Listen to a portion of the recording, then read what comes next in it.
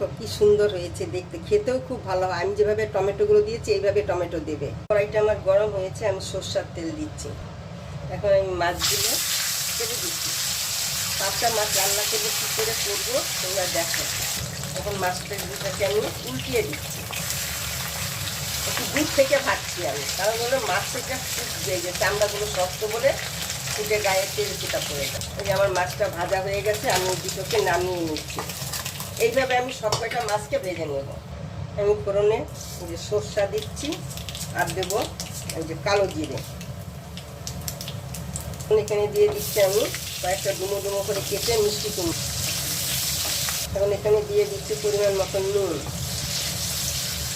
এখন দিয়ে দিচ্ছি হলুদ গুঁড়ো। এখন আমি আদা জিরা কাঁচা লঙ্কা পেস্টটা দিয়ে দিলাম।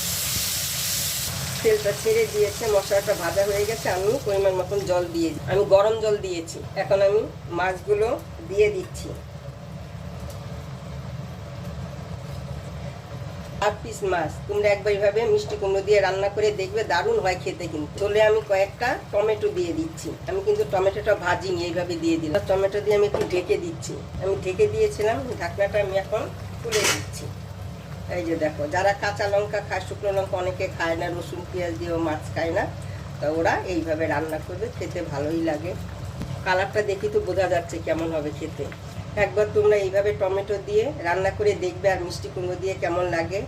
এ তো সিদ্ধ হয়েছে, অন্যরকম লাগবে খেতে। আমার হয়ে গেছে, নামিয়ে দিচ্ছি।